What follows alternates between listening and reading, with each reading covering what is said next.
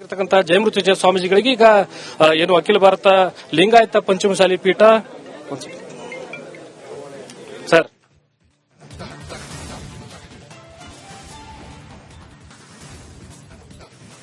ನೋಡಿ, ಜಯಮೃತ್ಯುಂಜಯ ಸ್ವಾಮೀಜಿಗಳಿಗೆ ಪಂಚಮಸಾಲಿ ಟ್ರಸ್ಟ್ ಅವರು ಅಧ್ಯಕ್ಷರಾಗಿರ್ತಕ್ಕಂಥ ಜಯಮೃತ್ಯುಂಜಯ ಸ್ವಾಮೀಜಿಗಳ ನಡೆಗೆ ಇವತ್ತು ಅಖಿಲ ಭಾರತ ಲಿಂಗಾಯತ ಪಂಚಮಸಾಲಿ ಸಮಾಜದ ಮುಖಂಡರು ಒಂದು ಗಡುವನ್ನು ನೀಡಿದ್ದಾರೆ. ನಮ್ಮ ಜೊತೆಗೆ ಶಾಸಕರಾಗಿರ್ತಕ್ಕಂಥ ವಿಜಯಾನಂದ ಕಾಶ್ಯಪ್ನವರು ಇದ್ದಾರೆ, ಅವ್ರನ್ನ ಮಾತಾಡ್ತಾ ಹೋಗ್ತೀನಿ. ಸರ್, ಈಗ ಸ್ವಾಮೀಜಿಗಳು ಒಂದು ವಾರ ಗಡುವು ನೀಡಿದಿರಿ, ಯಾತಕ್ಕಾಗಿ ಗಡುವು ನೀಡಿದಿರಿ? ಗಡುವಲ್ಲ, ನಾವು ಅವರಿಗೆ ತಿಳುವಳಿಕೆ ಹೇಳುವಂತ ಕೆಲಸ ಆಗಿದೆ. ಅಂದ್ರೆ ಒಬ್ಬ ಗುರುಗಳು ಯಾವ ರೀತಿ ನಡಿಬೇಕು ಅನ್ನೋದು ಬಹಳ ಮುಖ್ಯವಾದಂಥದ್ದು. ಯಾಕಂದ್ರೆ ಅನೇಕ ಗುರುಗಳು ನೋಡಿದೀವಿ, ಯಾವ್ಯಾವ ಸಂದರ್ಭದಲ್ಲಿ ಎಲ್ಲೆಲ್ಲೋ ಏನೇನೋ ತೊಂದರೆಗಳನ್ನು ಅನುಭವಿಸಿ ಇವತ್ತು ಸಮಾಜದ ಹೆಸರು ಕೆಡಬಾರದು. ಸಮುದಾಯ ಅನ್ನೋದು ಬಹಳ ದೊಡ್ಡದು. ಸಮುದಾಯದ ಹೆಸರು ಕೆಡಬಾರದು ಅಂದ್ರೆ ಅಲ್ಲಿ ಪೀಠದ ಗುರುಗಳಾದಂಥವ್ರು ಸರಿಯಾಗಿರಬೇಕು ಅನ್ನೋದು ನಮ್ಮೆಲ್ಲರ ಒಂದು ಧರ್ಮದರ್ಶಿಗಳ ಉದ್ದೇಶ. ಆ ಉದ್ದೇಶಗಳನ್ನು ಚರ್ಚೆ ಮಾಡಿ ಅವರಿಗೆ ಸೂಕ್ಷ್ಮವಾಗಿ ತಿಳಿಸಿದ್ವಿ. ನಾವು ಸಭೆ ಸೇರಿ ಇವರು ಅನೇಕ ವಿಚಾರಗಳಲ್ಲಿ ಏನು ಇವತ್ತು ವೈಯಕ್ತಿಕ ವಿಚಾರದಲ್ಲಿ ಇವತ್ತು ಪಾಲ್ಗೊಳ್ತಾ ಇದ್ದಾರೆ, ಅದರ ಕುರಿತು ಇವತ್ತು ಚರ್ಚೆ ಮಾಡ್ತೀವಿ. ಏನು ಇವ್ರ ನಡೆ ಯಾಕೆ ಈ ರೀತಿ ಬದಲಾವಣೆ ಆಯಿತು ಏಕಾಏಕಿ, ಅದನ್ನು ಚರ್ಚೆ ಮಾಡಿ ಸಮುದಾಯದವರು ಮುಂದೆ ಇಡ್ತೀವಿ. ನಾವು ಸತ್ಯಾಸತ್ಯತೆಯನ್ನು ಇಡಬೇಕಾಗತ್ತೆ. ನಾವೇ ಖುದ್ದಾಗಿ ನಿರ್ಣಯ ಮಾಡೋಕ್ಕಾಗೋದಿಲ್ಲ.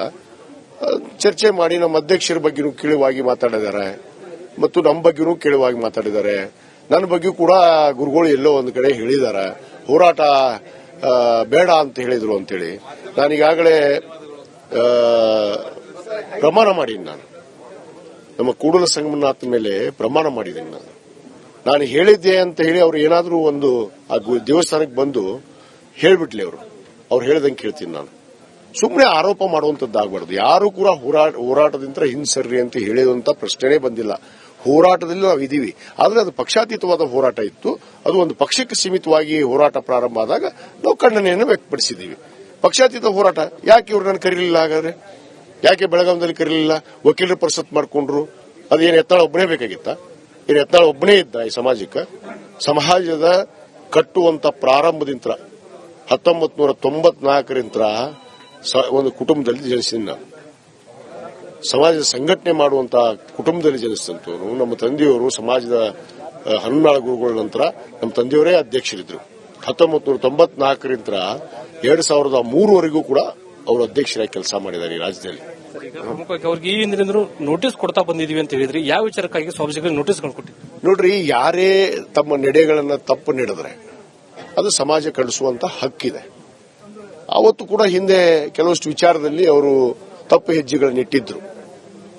ಅದಕ್ಕೆ ಸಮಾಜದ ಅಧ್ಯಕ್ಷರು ಅದಕ್ಕೆ ಅವ್ರಿಗೆ ಉತ್ತರ ಕೇಳಿ ಒಂದು ನೋಟಿಸ್ ಅನ್ನು ಕೊಟ್ಟಿದ್ರು. ಅವತ್ತು ಕೂಡ ಉತ್ತರ ಕೊಟ್ಟಿದ್ರು, ಇನ್ನು ಮುಂದೆ ಆ ರೀತಿ ನಡೆಯಲ್ಲ ಅಂತ ಹೇಳಿ. ಆದ್ರೆ ಪದೇ ಪದೇ ಮತ್ತೆ ಅದೇ ಮಾಡ್ತಾ ಇದ್ದಾರೆ. ಇವತ್ತು ಬಹಿರಂಗವಾಗಿ ಅವ್ರು ಗುಡ್ಸ್ಕೊಂಡ್ಬಿಟ್ಟಿದ್ದಾರೆ. ಒಂದು ಪಕ್ಷದ ವಾರ್ನಿಂಗ್ ಮಾಡುವಂತದ್ದು. ಭಾರತೀಯ ಜನತಾ ಪಕ್ಷಕ್ಕೆ ಇವರು ಗಡುವು ಕೊಡ್ತಾರೆ. ಅವರು ಉಚ್ಚಾಟನೆ ಮಾಡಿದ್ರೆ ವಾಪಸ್ ತಗೊಳ್ರಿ ಅಂತ ಹೇಳಿ ಹಳ್ಳಿ ಹಳ್ಳಿಗೆ ಹೋಗಿ ಅವರ ಪರವಾಗಿ ಇವತ್ತು ಹೋರಾಟ ಮಾಡ್ರಿ ಅಂತ ಹೇಳುವಂತದ್ದು. ಭಕ್ತರಿಗೆ ಎಲ್ಲರಿಗೂ ದಾರಿ ತಪ್ಪಿಸುವಂತ ಕೆಲಸ ಮಾಡ್ತಾ ಇದ್ದಾರೆ. ಅದು ಆಗ್ಬಾರ್ದಲ್ಲ. ಸಮುದಾಯ ನೋಡ್ಕೊಂಡು ಕುಂದ್ರಕ್ ಆಗಲ್ಲ. ಇವನ್ನೆಲ್ಲ ಒಂದು ಪ್ರತಿಷ್ಠಾನವನ್ನು ಮಾಡಿದೀವಿ, ಅವರು ಕೂಡ ಪ್ರತಿಷ್ಠಾನದಲ್ಲಿದ್ದಾರೆ.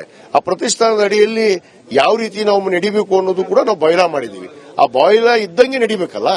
ಇವ್ರು ವೈಯಕ್ತಿಕ ವಿಚಾರ ಇದ್ರೆ ಹೊರಗೆ ಹೋಗ್ಲಿ.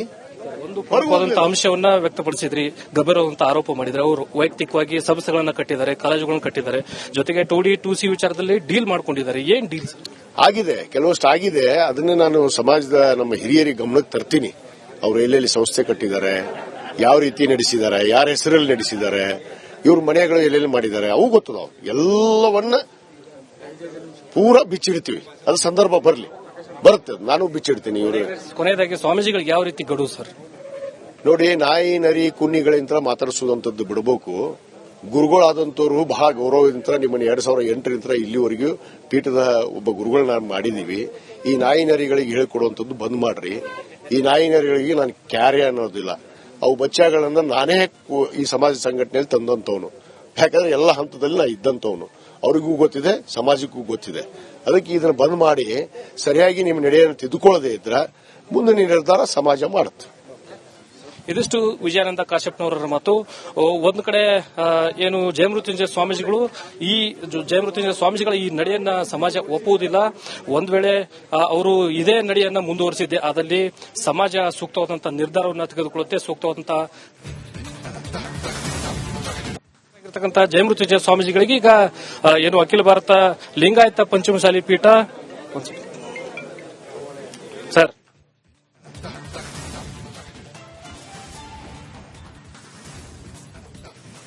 ನೋಡಿ, ಜಯಮೃತ್ಯುಂಜಯ ಸ್ವಾಮೀಜಿಗಳಿಗೆ ಪಂಚಮಸಾಲಿ ಟ್ರಸ್ಟ್ ಅವರು ಅಧ್ಯಕ್ಷರಾಗಿರ್ತಕ್ಕಂಥ ಜಯಮೃತ್ಯುಂಜಯ ಸ್ವಾಮೀಜಿಗಳ ನಡೆಗೆ ಇವತ್ತು ಅಖಿಲ ಭಾರತ ಲಿಂಗಾಯತ ಪಂಚಮಸಾಲಿ ಸಮಾಜದ ಮುಖಂಡರು ಒಂದು ಗಡುವನ್ನು ನೀಡಿದ್ದಾರೆ. ನಮ್ಮ ಜೊತೆಗೆ ಶಾಸಕರಾಗಿರ್ತಕ್ಕಂಥ ವಿಜಯಾನಂದ ಕಾಶ್ಯಪ್ನವರು ಇದ್ದಾರೆ, ಅವ್ರನ್ನ ಮಾತಾಡ್ತಾ ಹೋಗ್ತೀನಿ.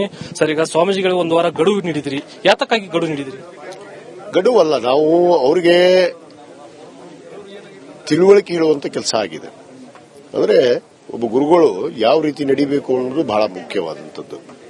ಯಾಕಂದ್ರೆ ಅನೇಕ ಗುರುಗಳು ನೋಡಿದೀವಿ, ಯಾವ್ಯಾವ ಸಂದರ್ಭದಲ್ಲಿ ಎಲ್ಲೆಲ್ಲೋ ಏನೇನೋ ತೊಂದರೆಗಳನ್ನು ಅನುಭವಿಸಿ ಇವತ್ತು ಸಮಾಜದ ಹೆಸರು ಕೆಡಬಾರದು. ಸಮುದಾಯ ಅನ್ನೋದು ಬಹಳ ದೊಡ್ಡದು.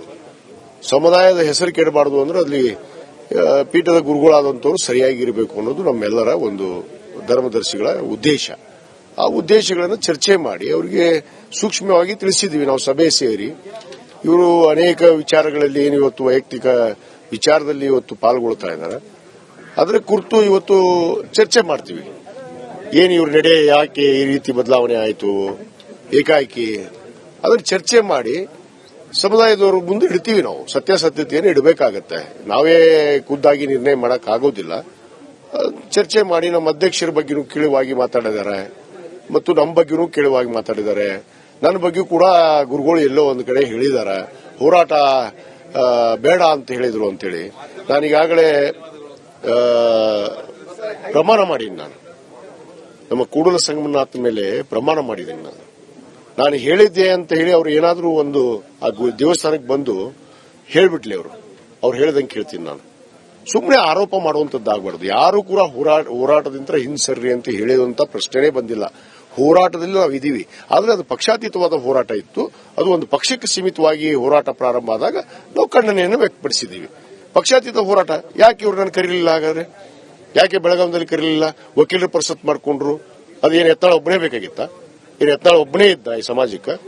ಸಮಾಜದ ಕಟ್ಟುವಂತ ಪ್ರಾರಂಭದಿಂದ 1994ರಿಂದ ಒಂದು ಕುಟುಂಬದಲ್ಲಿ ಜನಿಸಿದ ನಾನು. ಸಮಾಜದ ಸಂಘಟನೆ ಮಾಡುವಂತಹ ಕುಟುಂಬದಲ್ಲಿ ಜನಿಸಿದಂತವರು. ನಮ್ಮ ತಂದೆಯವರು ಸಮಾಜದ ಹನುಮಾಳ ಗುರುಗಳ ನಂತರ ನಮ್ಮ ತಂದೆಯವರೇ ಅಧ್ಯಕ್ಷರಿದ್ರು. 1994ರಿಂದ 2003ವರೆಗೂ ಕೂಡ ಅವರು ಅಧ್ಯಕ್ಷರಾಗಿ ಕೆಲಸ ಮಾಡಿದ್ದಾರೆ ಈ ರಾಜ್ಯದಲ್ಲಿ. ಪ್ರಮುಖವಾಗಿ ಅವ್ರಿಗೆ ಈ ಹಿಂದಿನಿಂದ ನೋಟಿಸ್ ಕೊಡ್ತಾ ಬಂದಿದೀವಿ ಅಂತ ಹೇಳಿದ್ರಿ, ಯಾವ ವಿಚಾರಕ್ಕಾಗಿ ಸ್ವಾಮೀಜಿಗಳಿಗೆ ನೋಟಿಸ್ ಕೊಟ್ಟಿದ್ದೀವಿ? ನೋಡ್ರಿ, ಯಾರೇ ತಮ್ಮ ನಡೆಗಳನ್ನ ತಪ್ಪು ನಡೆದ್ರೆ ಅದು ಸಮಾಜ ಖಂಡಿಸುವಂತ ಹಕ್ಕಿದೆ. ಅವತ್ತು ಕೂಡ ಹಿಂದೆ ಕೆಲವಷ್ಟು ವಿಚಾರದಲ್ಲಿ ಅವರು ತಪ್ಪು ಹೆಜ್ಜೆಗಳನ್ನಿಟ್ಟಿದ್ರು. ಅದಕ್ಕೆ ಸಮಾಜದ ಅಧ್ಯಕ್ಷರು ಅದಕ್ಕೆ ಅವ್ರಿಗೆ ಉತ್ತರ